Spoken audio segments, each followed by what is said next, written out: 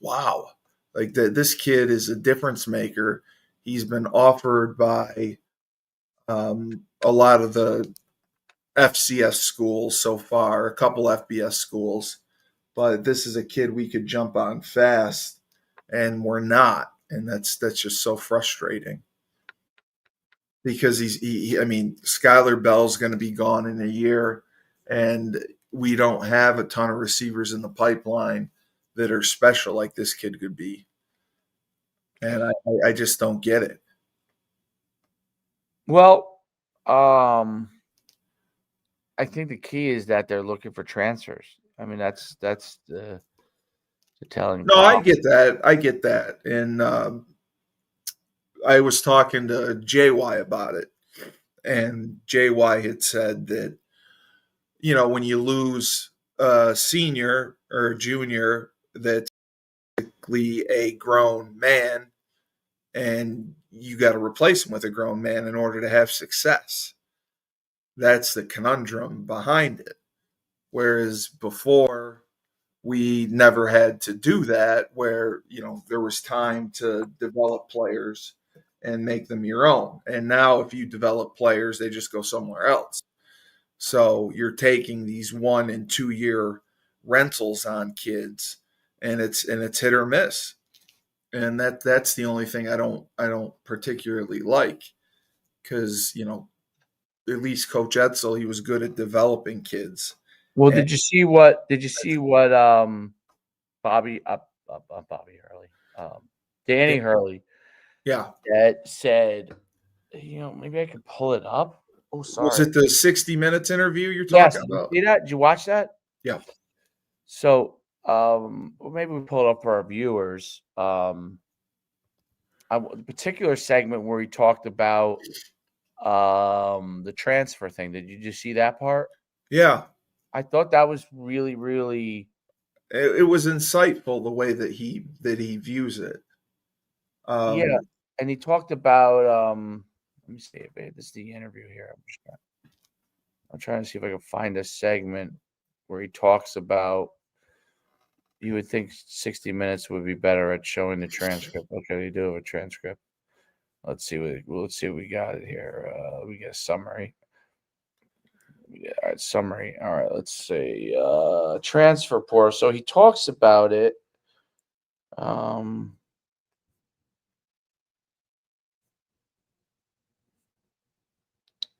Okay, here it is. I have this little thing in my YouTube. I pay for a service. It's great. Any video, I can do a transcript and summary, and it gives me. It breaks it out. It's called. Said made with heart by maybe it's Glasp is the name of it. So I click on it. It takes you right to the spot. The spot. Is that incredible? Yeah. I got it for different reasons. I got it because I wanted to, for my own videos, get like summaries and stuff. But it works for everything else, which is really cool. I mean, like really, really cool. Okay, so here's the spot. Now it's right at the spot, believe it or not. And we'll just click play here.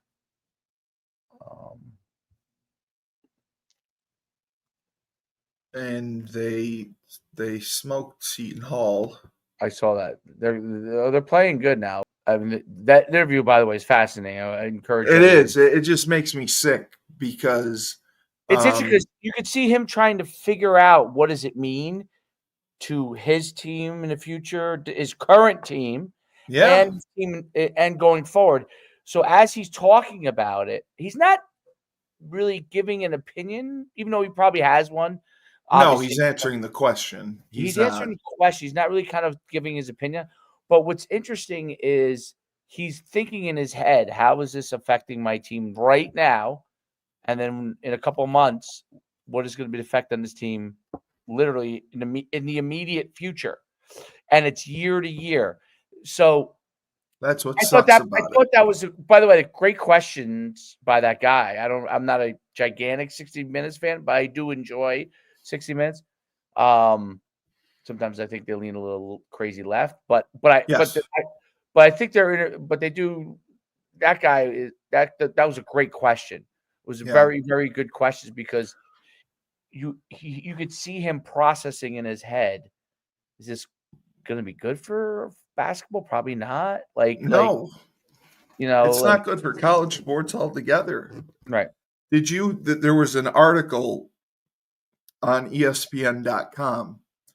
The schools are being more stringent with their NIL deals. Okay. Basically, where if you sign an NIL deal, they own you. Basically, your rights to make money. You're getting paid, for your NIL, but they can use it however they want to make money. And now they're putting clauses in where if you transfer, you have to pay it back. You have to pay a portion of it back. Some make you pay the whole thing back. Some will stop paying you even if you reach out to another school or an intermediary, which is just going to get crazier and crazier There's gonna be because lawsuits on that. There's no well doubt. because they're not technically employees. Yeah. So there's no collective bargaining rights. And the thing that drove me nuts is you basically have to recruit your own kids year in and year out on top of trying to bring in new kids. You got to try to get your own kids to stay, Right. which it's just too much to handle. And I do think it's good that the kids are getting money, but at what cost? It's like you made a deal with the devil with the NIL stuff. I think they should have gotten money from And television explain revenue. because this is always the other argument. The other argument is, well, coaches can leave whenever they want. Well, They can. explain for people who don't understand. Is there a difference there? The difference there, I would say, is you're dealing with 18 to 21-year-old kids who not exactly are grown men who will go for the nice shiny object as opposed to thinking things through and what's best for their family necessarily. Where coaches, a lot of them have been in the game for a while. A lot of them have worked their way up the ladder. I And think if that's the valuable point there that you just said. I made a point, Yes, great point. And I was wondering if you would make it because I was curious if because you coached in college, and I think your point is 100% spot on the difference. So yes, I agree with the youth thing, but should that uh, well, dissipate? coaches have paid their dues for That's right. decades. I mean, there's some exceptions to the rule, Flashes in the pan that move but up most fast. Yeah. coaches, for the most part, have gone years with Yeah, making very little money as professionals in order to correct. get their payday. The athlete has not. You can't tell me that high school is paying your dues. I mean, No, that's you're not paying your dues, okay? no, So, and what I mean by paying your dues, I'm not saying yes, you have to do this in order to get this. I'm saying you haven't proven that you could be a player on a certain level yet. And I think we've talked about this. If a guy proves that they're a player, they're there, and they prove that they're a player, then that's maybe a little bit more of a different situation absolutely. than some guys coming in. Um, and it's just, and to me, it's the same thing. Like if I'm bringing in a third string quarterback from another team to my team to pay for him when he's never played seems ludicrous to me. Well, that's the other part. ESPN got a hold of standard SEC NIL contracts, standard Big Ten NIL contracts, and standard Big 12 NIL contracts. And they all put a clause in there that basically says if you're not performing well, they can dump you. So they're trying to reclaim the power that they had lost with the transfer portal with NIL by putting in these contracts. And they had a bunch of lawyers examine the contracts. and they're like, yeah, this I would never let my client sign this. It's a one-way street. It gives all the power to the university and none to my player. If my player comes and gets hurt, he gets nothing. If my player comes and doesn't perform up to expectations, they have the right to stop paying them. And if my player comes and has an interest in going somewhere else and negotiates or leaves before the end of that contract, which in most cases is beyond when the transfer portal opens, they require you to pay that money back. So I think I understand the schools wanting to protect their assets, but I think it's gotten out of control in both directions with the Correct. players and the coaches. And the only way that it's going to be regulated or slowed down is honestly is if Congress gets involved. Yeah, Congress is I going to agree. have to pass legislation to manage it, because as you have proverbial said, you can't put the toothpaste back in the tube, or the genie back in the bottle Yep. once it's happened. And that's why I said that Yukon, at least for football, has done. I think they've done a very good job with the people they brought in.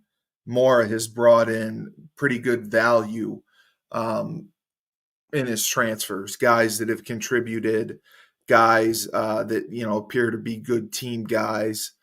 I don't necessarily like the 1 year graduate, the rentals like that, but Jordan pointed out, he's like, if you're losing a senior, you got to replace him with a senior.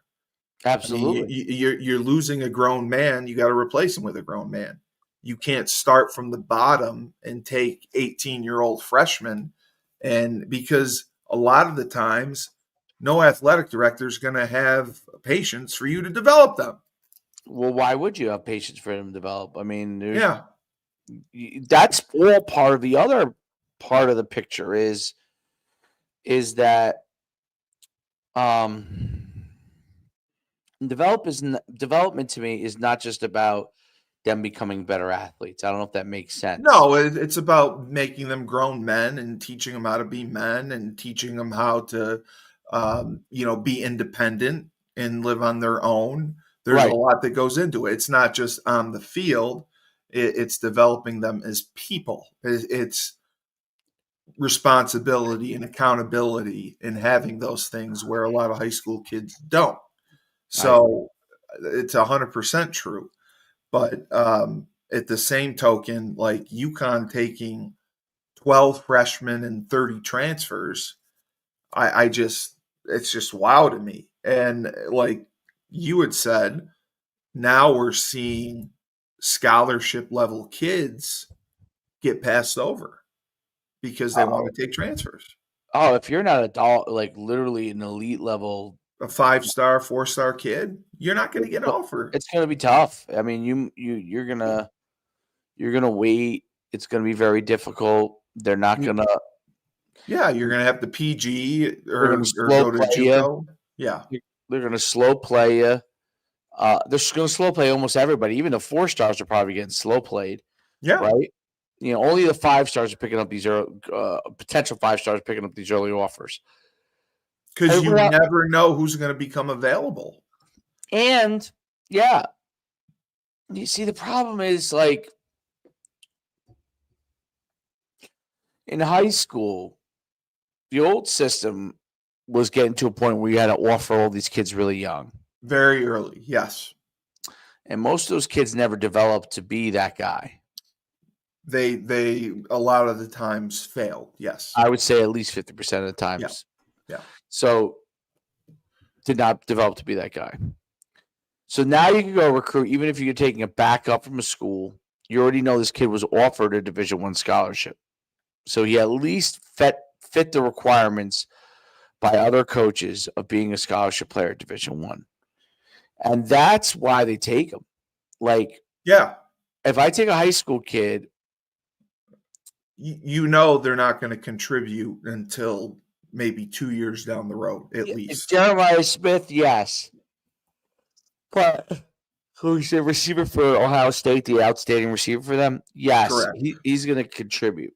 Okay. I don't think you're going to have a high level contribution from a lot of these guys.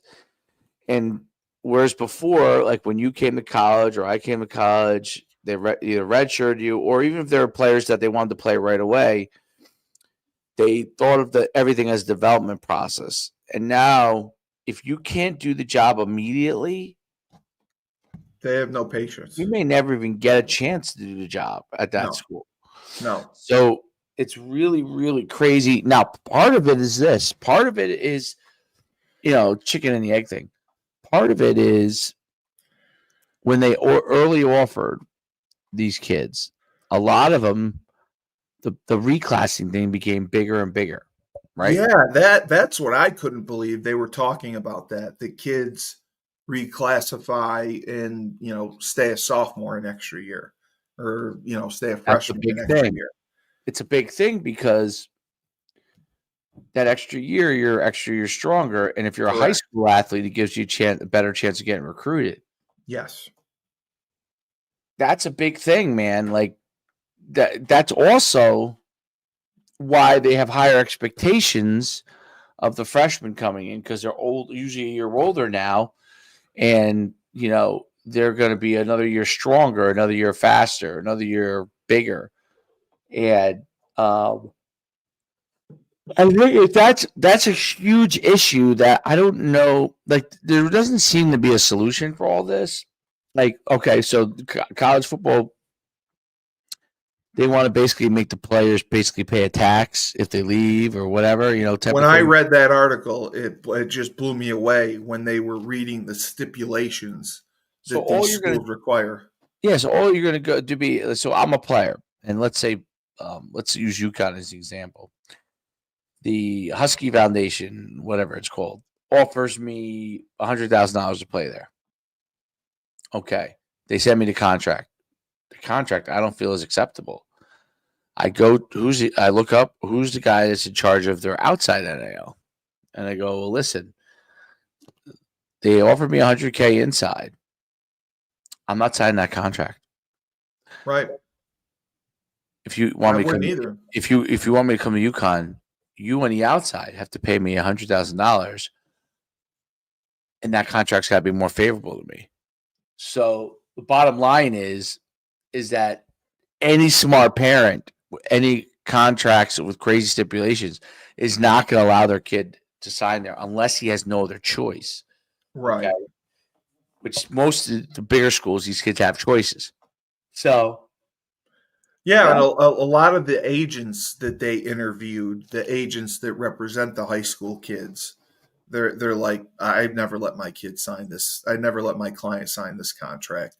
It's in no way favorable to them. Like they said, in some cases, they have ownership over tattoos that you have on your body.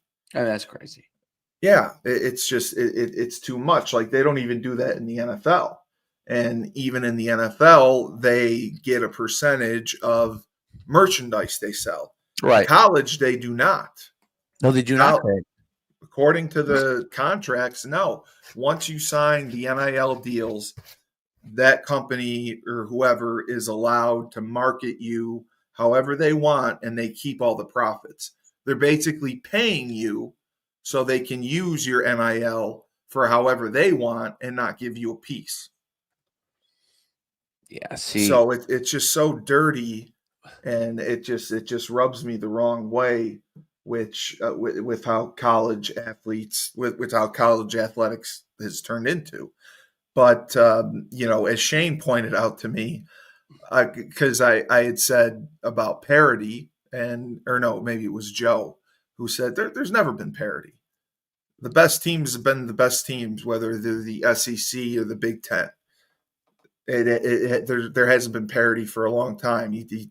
I think he said, when was the last time an SEC or a Big Ten team didn't win the national championship? And I think it was Clemson was the last one. Right. But But now with the television money as big as it is, and this is the first year that they're going to be paid out of it, and this is the first year that the roster size is going to be, it's going to be capped at 100, and all 100 kids can be on scholarship. So I don't know how they're going to manage it. And JY had said that other sports are going to get cut. Well, that's And true. Possibly true. And then the other aspect that you have to think about is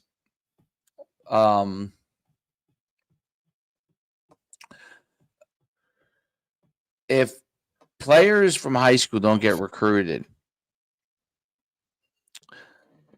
you already have a lot of high school kids, just because of the nature of the sport, say to themselves, I'm not going to play in college. Right? So how many more kids will jump out of the sport because of the fact, and it could be other sports too, but football in particular, will jump out of sport because of the fact that the opportunity is not going to be there, or the road to that opportunity is a long road. It's like minor league baseball, single A, double A, triple A. Like, it's like being a low draft pick. You know what I mean? In baseball, and you got to ride that pine, and then you got to get into the lineup, and then you got, it's the same thing. You start out at Division II, let's say, and then you move up to FCS, and then maybe you're lucky enough to move up to FBS. I mean, that is, I think about yourself in high school.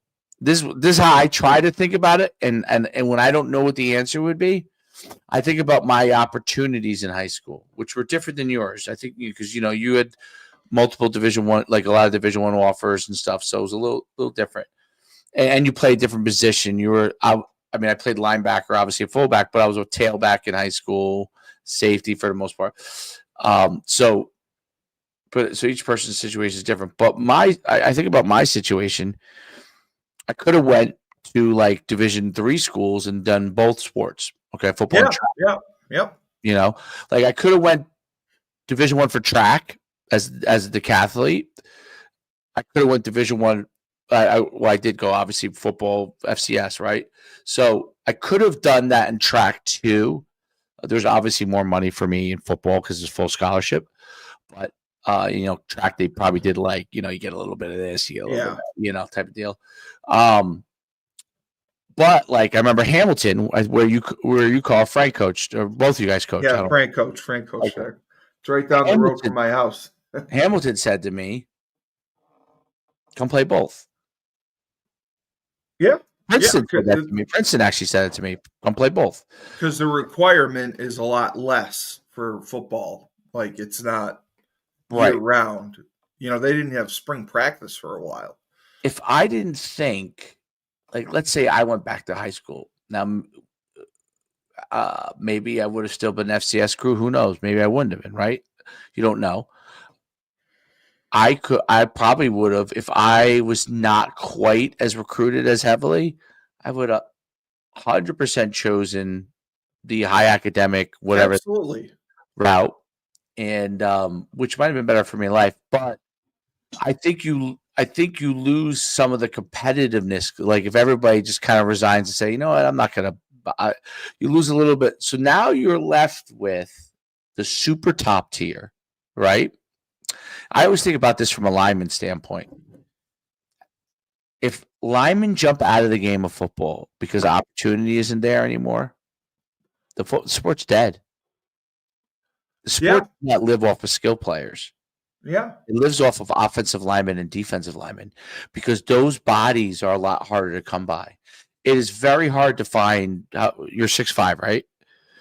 And how much did you play at? What was your weight? Like 300? Yeah.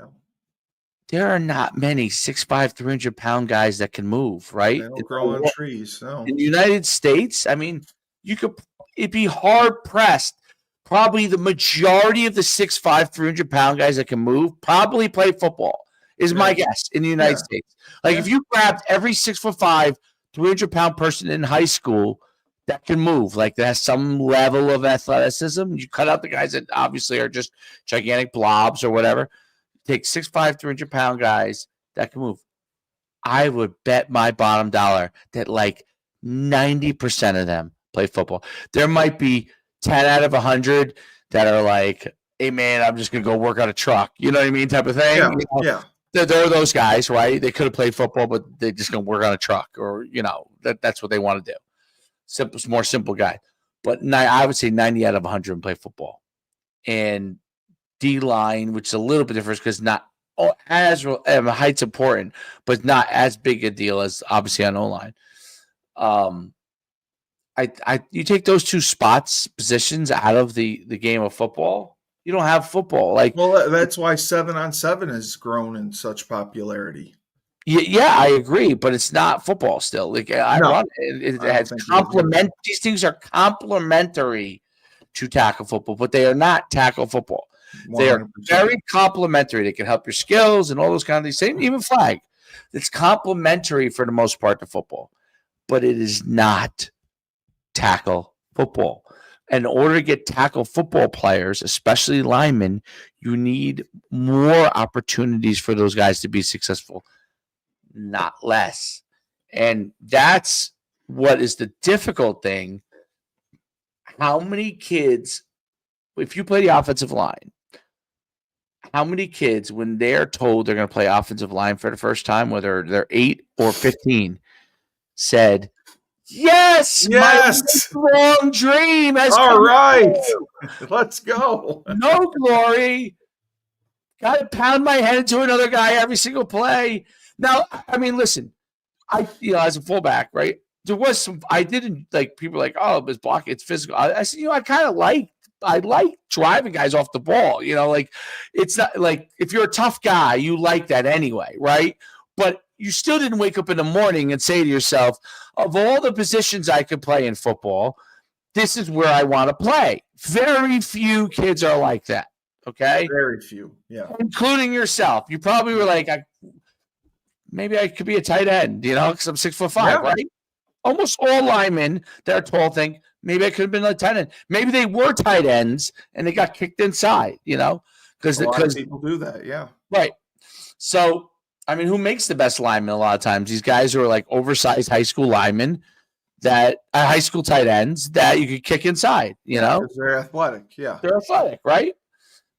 So it's great. Like, listen, I coached a kid. He got recruited as a tight end, went to Temple as a tight end, but he was in my very first head coaching job. He was 6'5" or 6'6" in high school, 220. And he was my receiver. And he had like 45 catches, a bazillion yards. But I pitched him as a tight end. Like he very rarely lined up as a tight end. Almost never. Right. I think when he lined up at tight end, he was standing up. He wasn't even like the stands. Dude, by the time his career was over, he was 260 in Temple. He was all conference player. He was an in-line tight end. This is a guy who was like, we throw a bubble screen to, we take it to the house, Yeah. But he was because he was fast for high school, but not for college. Became an inline tight end guy. Played for the Chiefs for 5 years. Played for the Chiefs, maybe the Jet, a couple places. He was in there 5 years. And there were some camps that they made him a left tackle. Like he would come into a camp and the guy's like, man, I think we could use you as left tackle. He's wearing like a 70s number. He would just play whatever they asked him to play. But then they switch him back. Kansas City switched him back to a tight end. And then, he was with the Chiefs, by the way. Well, I mean, Kelsey's maybe when Andy Reid just got there, I think. Kelsey's the same way. I mean, he splits out more than anything. He's not really on the line as nearly as much as he used to be. No, my point is that those guys, like, it's hard if linemen disappear from the sport because of they don't think they have that opportunity. Football as a sport has a problem. Yeah, huge problem. I mean, what are you going to go play with 6'1" linemen eventually? It'll be a disaster. It'll be a disaster. Right. They're already complaining about how bad the lines are at these NFL teams. Well, why are they bad? Because there's a scarcity of linemen playing football. Right? Yeah, 100%. And it has nothing to do with the fact that just the world has evolved where everybody's ego is big. And offensive linemen and interior defensive linemen, not the ends, because obviously those guys are prima donnas sometimes. as evidenced by my man Tyler King, but interior D linemen obviously are not, and any offensive lineman is not. They're never prima donnas. You can't have those guys disappear. The pool of those guys has to continue to grow for it to be better, not shrink. Right. And this was the whole thing that was like, I think NIL and transfer portal has an effect on this negatively for linemen. I think that flag football is a negative effect, net negative effect for offensive linemen, right?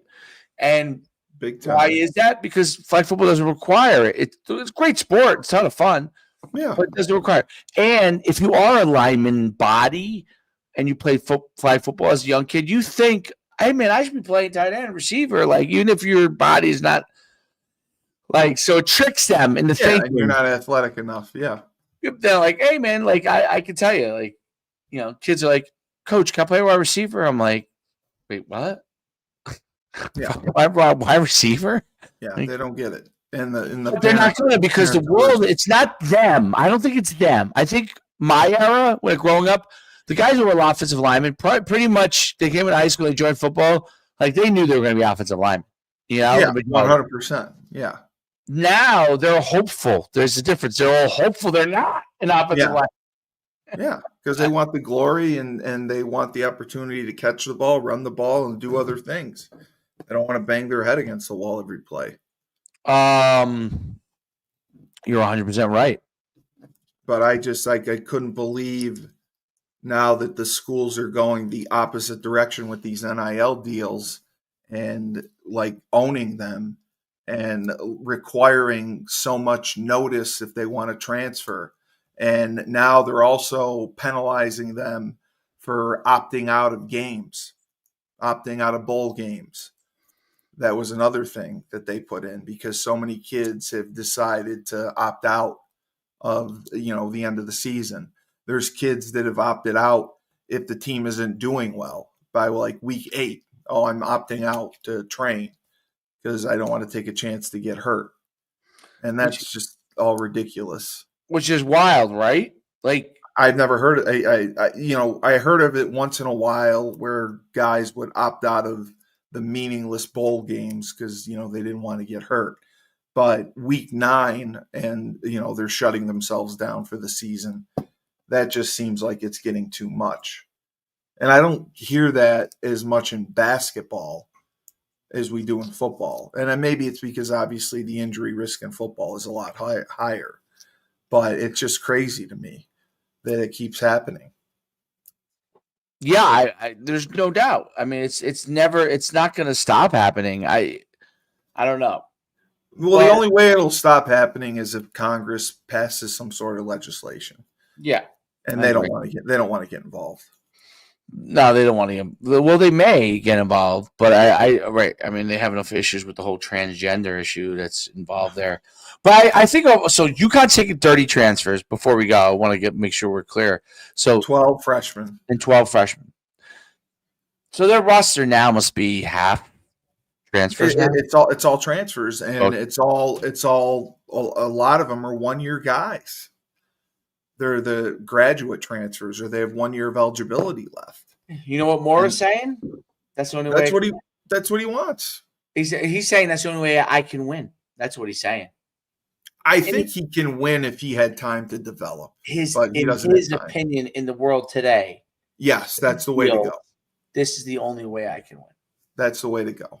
If you can get the Power 4 schools and their backups to come to them. And I think that, Mike Burton has done a nice job and they brought in some quality kids, and it's just going to be a matter of time to see what happens. They play a tougher schedule, but it's going to come down to them getting into a conference. If they don't get into a conference in the next few years, it's just not a sustainable model. Even the Big East television deal for basketball, it's not great. They're losing out on so much money and so much revenue.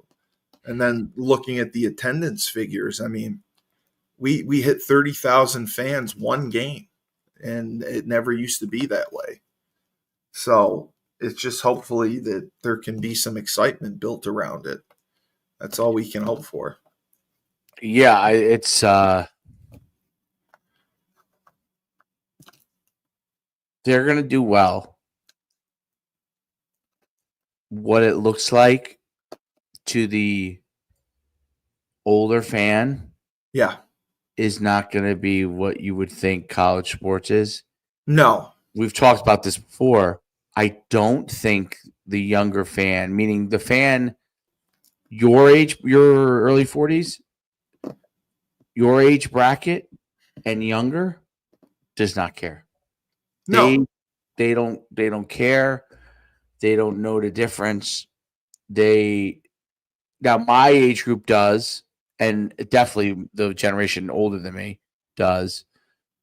But I think starting with your generation, and maybe a little earlier than your generation, but around that time period of people, I don't think they care. I think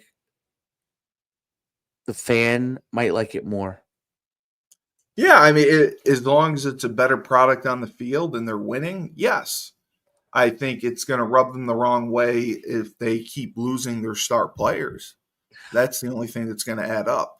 That's the thing over time that I think we'll have to find out is which won't know for a few more years. Right. 5 years from now, does the average fan?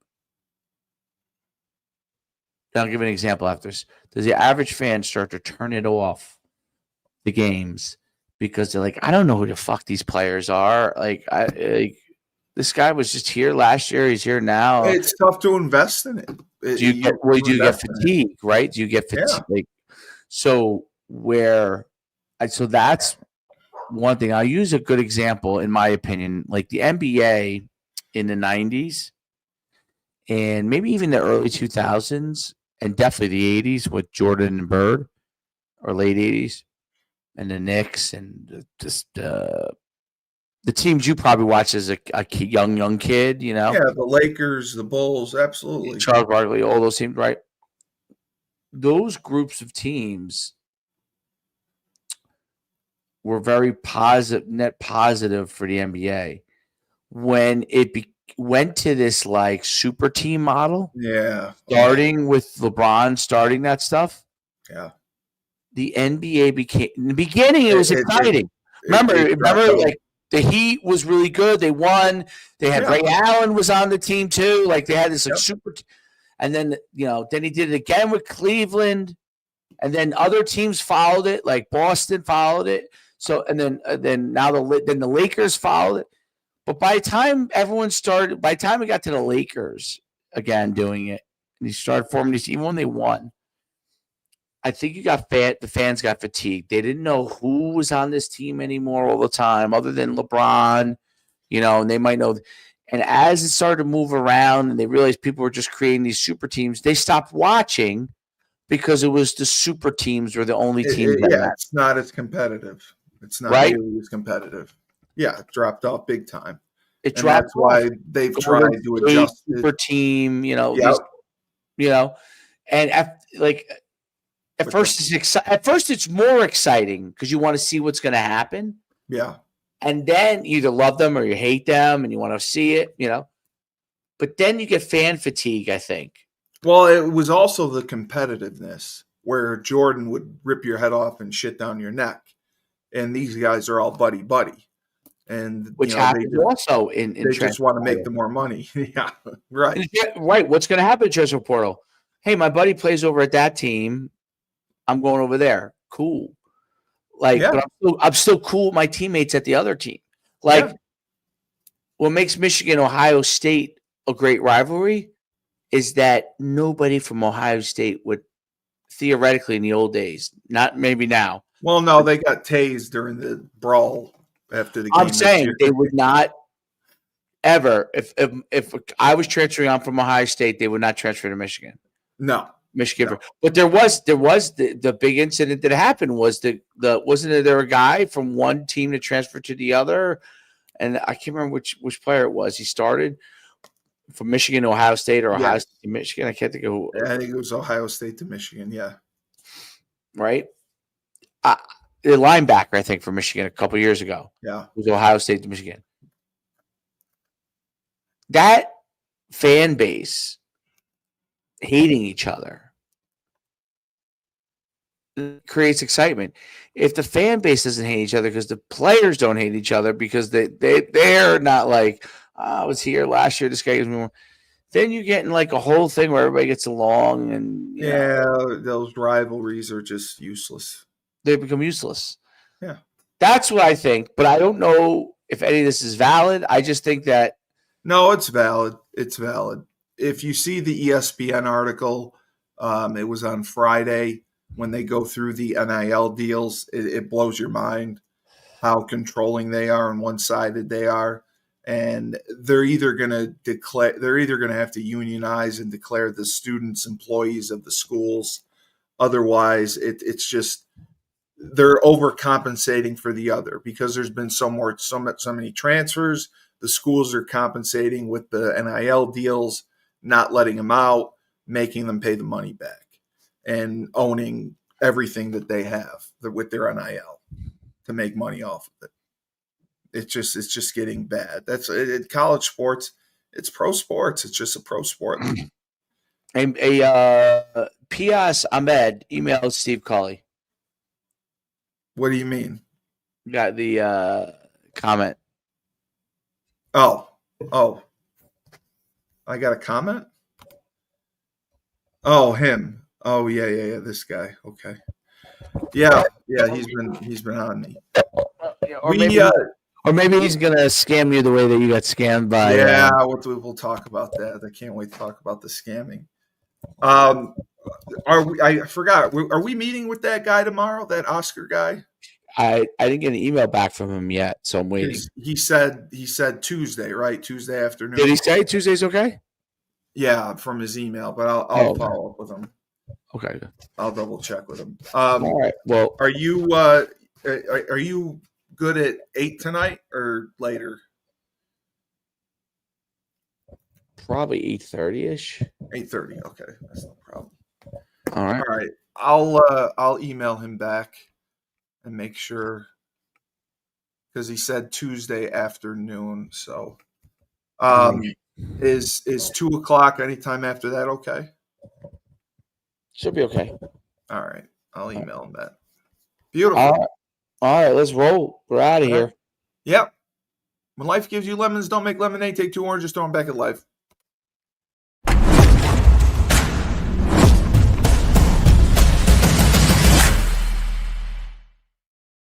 I got